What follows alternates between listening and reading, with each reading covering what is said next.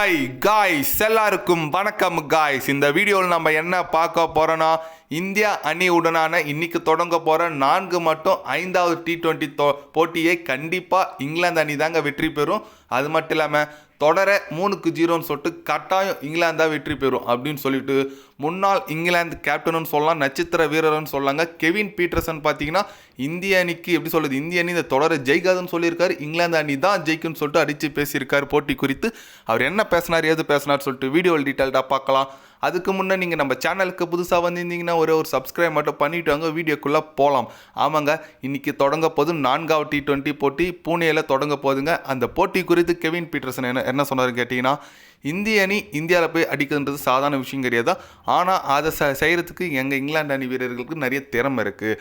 2 போட்டியில் எதனா ஒரு போட்டி ஜெயிச்சிருந்தா கன்ஃபார்ம் இந்த சீரீஸ் ஜெயிச்சிருவாங்க நாங்கள் சொல்லியிருப்பேன். இப்போ ஒன்று கெட்டு போல் கண்டிப்பாக இந்த போட்டியும் அடுத்த போட்டி வெற்றி பெற்றால் இங்கிலாந்து அணி சீரீஸை வெற்றி பெறுவாங்க. அதனால் இன்றைக்கி போட்டி கண்டிப்பாக ரொம்ப கடுமையாக இருக்கும் எனக்கு தெரியும். இருந்தாலும் இங்கிலாந்து அணி ஈஸியாக விட மாட்டாங்க. ஜோஸ் பட்லர் போன்ற நட்சத்திர வீரர்கள் அணியில் இருக்கிறதுனால எனக்கு நம்பிக்கை இருக்குது. இன்றைக்கி போட்டியும் அப்புறம் 5வது T20 போட்டியை கட்டாயம் இங்கிலாந்து அணி வெற்றி பெற்று கோப்பையை இங்கிலாந்துக்கு எடுத்துகிட்டு வருவாங்க அப்படின்னு சொல்லிட்டு நம்ம கெவின் பீட்டர்சன் பார்த்தீங்கன்னா இங்கிலாந்து அணிக்கு சாதகமாக பேசியிருக்காரு. எஸ், அவர் இங்கிலாந்து முன்னாள் வீரருங்க, அவர் இங்கிலாந்துக்கு தான் சாதகமாக பேசுவார், அதில் எந்த விதமான சந்தேகம் இல்லை. ஓகே, பரவாயில்ல சொல்லியிருக்கீங்க, பார்க்கலாம் இன்றைக்கி மேட்ச்சில் சந்திப்போம் அப்படி தான் நம்ம சொல்லணும். ஏன்னா இந்திய அணி பார்த்தீங்கன்னா 3வது T20 போட்டி ஜெயிச்சு இருந்தால் நம்ம இந்த சீரீஸை ஜெயிச்சிடும். அப்புறம் 2 போட்டி ஃப்ரீயாக ஆட்டுக்கலாங்க, டென்ஷன் இல்லாமல்.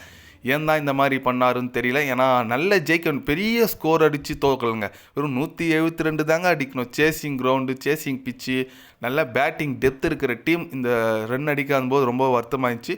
ஓகே, முடிஞ்சு போச்சு. இதுக்கு மேலே அதை பற்றி பேசக்கூடாது. கெவின் பீட்டர்சன் பார்த்தீங்கன்னா ஓப்பனாகவே சவால் விட்டு பேசியிருக்காரு. இந்திய அணிக்கு கட்டாயம் இந்திய அணி தான் வெற்றி பெறும், நாங்கள் தான் இங்கிலாந்து அணி தான் வெற்றி பெறும், நாங்கள் தான் இந்த போட்டியை வெல்லுவோம் அப்படின்னு சொல்லிட்டு பேசியிருக்காரு.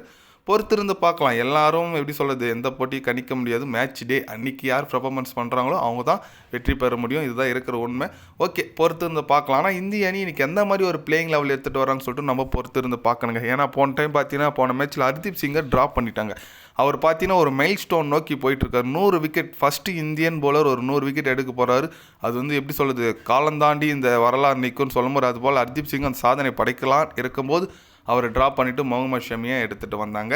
ஓகே, இந்த போட்டியில் பார்த்தீங்கன்னா எனக்கு தெரிஞ்சு ஹர்தீப் சிங் எடுத்துகிட்டு வரதுக்கு நிறைய வாய்ப்பு இருக்குது. ஏன்னா ஒரு ஸ்டார் பவுலர் நல்லா போட்டுட்ருக்கார், ஃபார்மில் இருக்கிற பவுலரை அவர் உட்கார வைக்க தப்பு. நீங்கள் சொல்லலாம் முகமது ஷமி உட்கார வச்சலாமா கேட்டால் முகமது ஷமி இருக்கணும். இன்றைக்கி பார்க்கலாம். எனக்கு தெரிஞ்சு 3 சீமரோட வரதுக்கான வாய்ப்புகள் நிறைய இருக்குது. போன வாட்டி ஸ்பின்னர் ஒருத்தர் அடி வாங்கினார். பொறுத்து வந்து பார்க்கலாங்க இன்றைக்கி எந்த மாதிரி ஒரு டீம் எடுத்துகிட்டு வராங்கன்னு சொல்லிட்டு. நீங்கள் சொல்லுங்கள், இன்றைக்கி எந்த மாதிரி இந்திய அணி பிளேயிங் லெவல் போகணும், இந்த பிளேயர் இருக்கலாம், அந்த பிளேயர் வேணாம், நீங்கள் யாருன்னு நினைக்கிறீங்கன்னு சொல்லிட்டு மறக்காமல் கமெண்டில் சொல்லுங்கள்.